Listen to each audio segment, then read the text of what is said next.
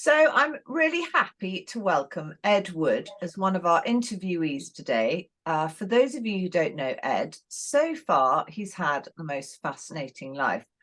He's a serial entrepreneur, a commercial helicopter pilot, chartered accountant, author, inspiring speaker, and has loads of entertaining stories as well on that.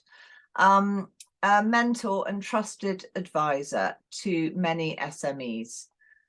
We know each other from the time that Ed actually was a massive help to me as our chairman of Grapevine when we were reorganizing it with a change of name, developing the business, the direction of the business, setting the course for what it's on now. So Ed, a huge welcome to you and thank you so much for joining us today. Well, Panda, thank you for inviting me. I'm very, very pleased to be here with you. Looking forward to this. Well, it's great to have you. So Ed, I'd love to know how you first got into helping companies in this way. Well, I've had a quite a sort of varied life in a way. I left school having absolutely no idea what I wanted to do at all, and my father and some of my father's friends kindly introduced me to chairman of quite sort of reasonably sized companies that they knew. And I go for an interview, and every single interview I went for, I had this horrible feeling, sinking feeling in the pit of my stomach, which was, I'm never going to run this organization. And if this doesn't work out, where do I go next? And it happened again and again and again. And then suddenly I had this flash of brilliance, which was that I ought to go and qualify as a chartered accountant, which was an interesting idea because I'd failed my maths O level 3 times. Oh, God. But anyway, I got in there, I did it, and it actually was incredibly useful because it gave me an insight into all sorts of businesses, huge public companies, small trading companies, because that was at a time where every single company had to have an audit. And so I went from the north of Scotland to deepest Wales to the city to the West End and so on to audit all of these companies. And I learned an awful lot about all sorts of different companies in different sectors, different sizes, different sectors. And then I got out of that, and having earned practically no money at all for 4 or 5 years, I got involved in the property market, and I worked in the residential sector, commercial, retail, industrial, hospitality, and so on over years. And then I decided I didn't really like the people in the property market, so I decided to go and become a commercial helicopter pilot. And I did that, and I set up an aviation business, and got remarried at the time and so on. And then I thought, you know what I really enjoy, I've seen all sorts of snakes and ladders, ups and downs, poo traps, etc., etc. I thought what I really love doing is helping other companies to recover if they need to recover and to grow. And so that's what I've been doing for a number of years, and I greatly enjoy it. And you know, because we work together. Yeah, so. And you're brilliant at it, really good at it. And your company is called Business Recovery and Growth. And you now work with SMEs of any size and any sector. Is that right? Yeah, I mean, essentially startups who I help to grow and also to learn the game, scale ups or even established companies who might want to continue to grow or even recover because they've got themselves into some kind of difficulty they need to get out of. It might be, being in with the wrong partners or having difficulty with marketing or products or services, whatever it may be. And so I help both types of company, and I help them either on a project basis, like, can you help me fix this? Yeah. Or on a retainer basis, or whatever suits them, really. So yes, any size, any sector. And did you find that you had a sort of bit of a surge or a theme going on with after COVID, businesses trying to recover from the aftermath of COVID? Well, I can give two particular clients. I have one client who's a long-established music festival that didn't really take kindly to a cancellation in 2020. And they were really struggling to continue through 2021. And then in 2021, they managed to get we got a huge grant from the Arts Council. and they managed to get going in 2021, but lightning sometimes strikes twice, and they had to cancel mid-event because the weather went just crazy. How And that awful. looked like being the end, but they had a huge number of takers for that year, and they're now on track and growing. So that was one Brilliant. of them. And That's I had fantastic. an art restoration client who was really seriously worried at the beginning of COVID because it's hard to restore art if you're, you can't, your conservators can't get to the office. Yeah. Anyway, the service revolver was about to come out, and I said, "Don't do that. You don't need to do that." And strangely enough, collectors decided that they had time to look at their collections and put out work. We managed to get conservators back into the office, and we managed to do an extremely good deal with the landlords, whereby at the end of COVID, we had several £100,000 more in the bank than we'd had beforehand. And my Wow. fees for that, I have to say, Panda, were pretty small gruel in relation to what we made for the client. Yeah. So yes, Well, that's a brilliant. number of and a racehorse trainer who had great difficulties with COVID, and we had to refinance for them. So yes, but for me, the deeper the shit, the happier I am. Yeah. Okay.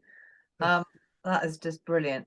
And so on the growth side, what do you prefer? Do you like the growth side? Oh, I love the growth side. I love the growth side because ultimately, what all of this is about is growth.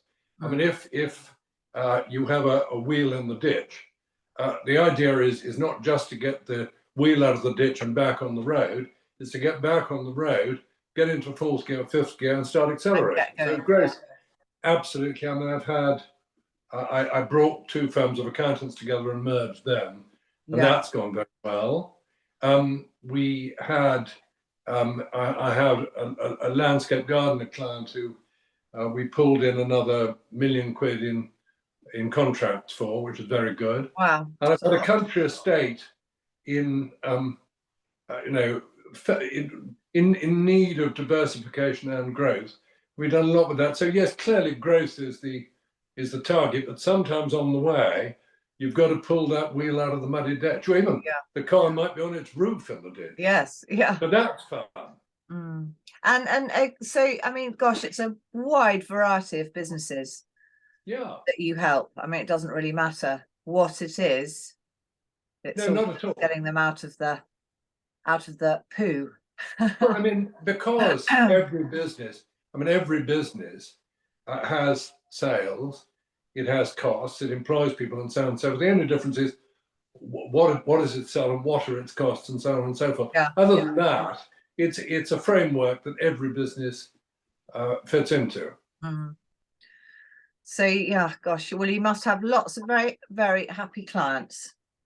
I think we do, and I'd like to think that a lot of them have been kind enough to put testimonials on my website. So if anyone wants to have a look, go there.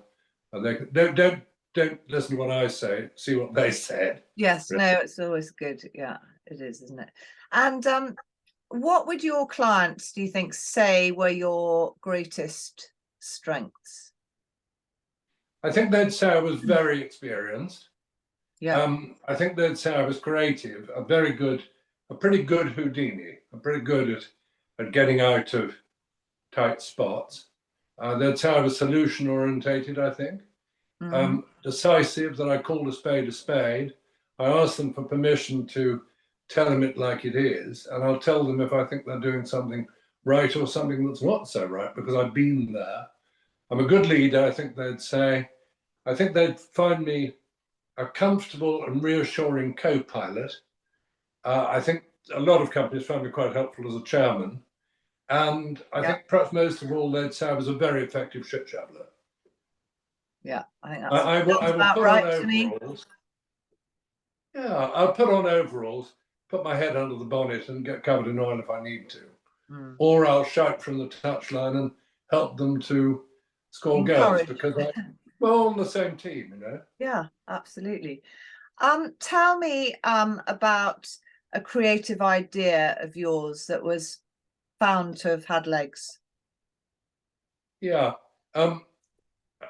country estate who had, rather before their time, a natural burial ground, before people did have natural burial grounds. And the natural burial ground was not really, it looked like a sort of cemetery in a foreign country with lots of bling and so on. It wasn't really quite doing the natural bit. So we worked on that. And I then said to them, do you know what? You could roll out a chain of these. Nobody's really rolled out a chain of burial grounds, but that's what they're doing now. And they are definitely the market leaders in natural burial grounds.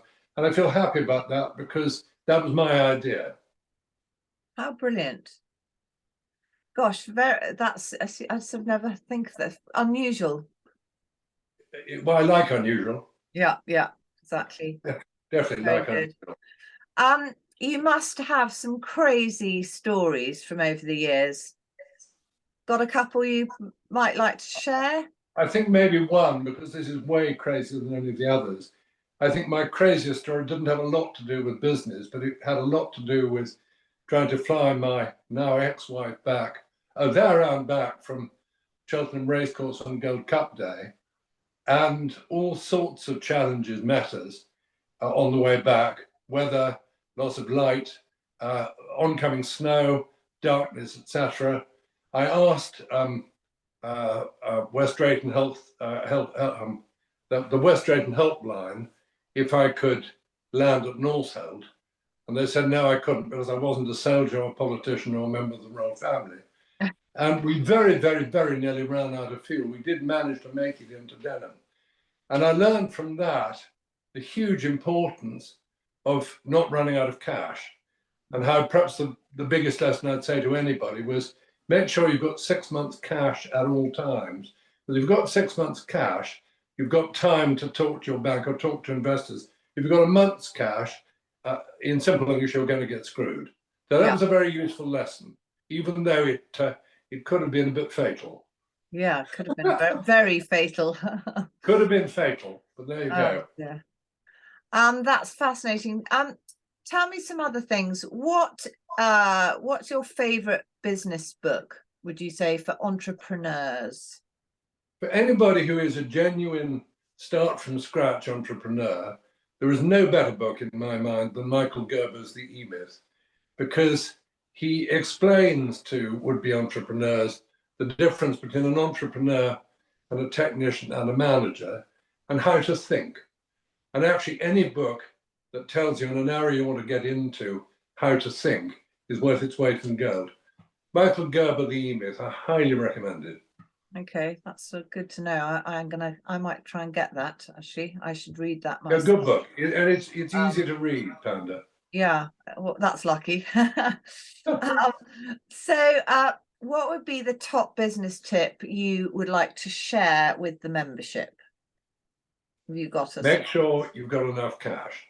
Okay. I'm sorry to bang on about Key. it, but it is absolutely vital. And things can change, and you can be hit by a COVID situation, and you can suddenly be in a situation where if you haven't got a reserve, you may have difficulty getting in the time you need to. And good business ideas shouldn't be sacrificed because you ran out of money because you didn't have enough in reserve. Yes, yeah. That's number one, and it is far more important to me than any other. Well, if you haven't got that, you're stuffed, actually. Stuffed is it. Yeah. Okay. Thanks, Ed. That is just so important. And what business advice would you give to, I don't know, a 25-year-old Ed? The 25-year-old Ed. Or any 25-year-old anyway. Well, the 25-year-old Ed didn't feel that he could pick up the telephone and go and talk to anybody and ask for their help, which was a huge pity because people who've been there, been in business, been successful, the one thing that they really love to do, and I've talked to many people, they would all agree about this, is to help younger people, or indeed introduce younger people to other people who might help them, either with a job or with advice or whatever else. And the hardest thing I think to persuade young people about is, for God's sake, network, because you wouldn't believe how much comes out of it. Ask people if they can help you, and ask them for a couple of other contacts who might be able to help you as well. I mean, it's a rich, rich, rich field, and people don't put a spade into it. No. mostly. So that's very, very true, actually, and very, very useful to share that. And please, for a bit of fun, would you share your favourite, I don't know, film, music, food, fiction? What do you like? Film. It's a real boys' film, and I sneak back to it when Cather's not around. The Wild Geese with Richard Harris, Roger Moore, and Richard Burton, Okay. and with wonderful music by Joan Armatrading. A film that absolutely sorts out miscarriages of justice, and it's a great boys' film. So I love that. And what was your next question, Panda? So okay, so that's a film. That's film. I don't know, music. Music. Music. If I was heading off to the music desert fan? island, Joni Mitchell's Both Sides Now, I first heard that in the 1970s. And then later in the 90s or whatever, she produced a second version, which was Far, Far Deep. And I remember hearing Steve Jobs saying in an interview how much he loved her music and how much those two versions were different and wonderful on themselves. So that is absolutely my ultimate go-to piece of music. You wanted food, did you? Food, yeah. What's your favourite? If you could have Calves liver and mashed potato. Okay, so that's Bagatelle alla Saudi, I think, to give it its technical name, is absolutely the ultimate for me. So long as it's rare, my ultimate food, I think. Okay, very good. And I think that's probably it. Book, fiction. What is the book? Yeah. Favorite book. William Golding's Lord of the Flies, because it reminds you how people can behave in strange circumstances. I think it's an absolute one-off, wonderful book. A book to read and read and then read again. Wonderful book. Yeah. And if you had to make a movie about yourself, Ed, what actor do you think you would play you? Easy, Bill Nighy. I love Bill Nighy. Bill Nighy is Billy Mack in Love Actually. Just the most wonderful character. Now, Paddy, you probably know him. And if so, maybe you could introduce him to me so that we could start negotiations on that. I don't know him. I love him. I think he's brilliant. I'm afraid I don't. Oh, Ed, thank you so much. That's a good list. Let me ask you before we finish, will you just run through for the membership the key areas that you could help them with their businesses? Okay. Well, I wrote a book called Lift Off, which has got a lot of helicopter analogies in it, which sort of covers this. But essentially, and depending on where they are in the cycle, I mean, there are businesses that are literally in infancy, some in the adolescent phase, some are mature. And so there might be different stages on the journey where they might want to start, or indeed they might be in a situation where they'd had a car accident and wanted help to get back on the road. But essentially, there are 4 sections of this, really. The first is, the vision, the business design, and the 3-year plan, and the sort of structure and systems. That's the first level. And then the second level, I would say, would be products and services, financial management and reporting, and team building. That's sort of stage 2. Stage 3 would be marketing, communications, networking, negotiating, and mediation, probably blue sky thinking.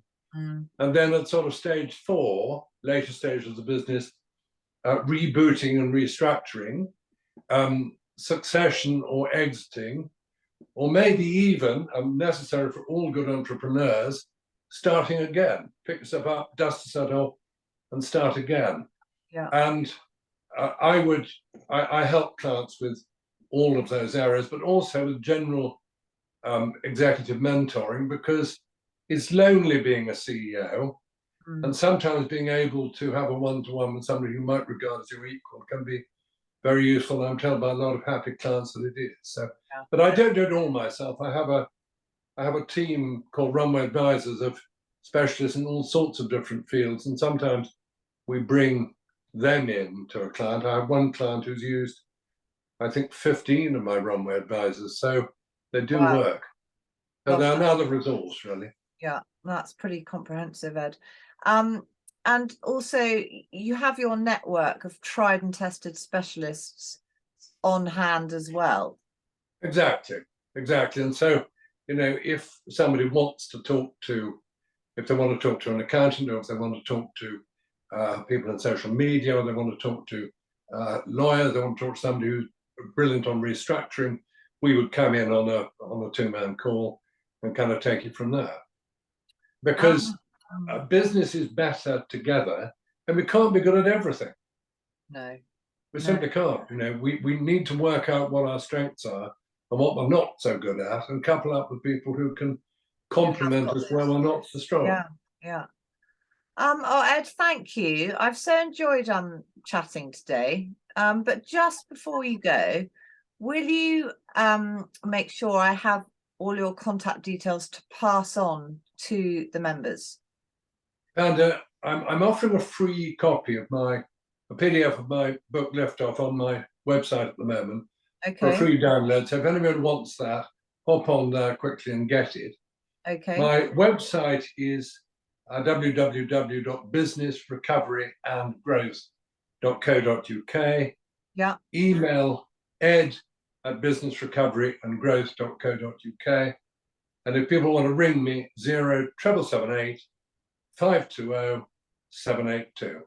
Look forward to hearing from anybody in whatever way they prefer to contact me. Okay, fantastic. Oh, thanks, Ed, so much. I'll also put that when I put it on the website. I will put your details there as well. Andy, you're very kind. Thank you very much indeed. No, not at all. I've really enjoyed it. Thank you so much. Huge pleasure. All right. Thanks, Ed. We'll speak very soon. Thank you, pal. Very soon. Bye. Bye now. Bye.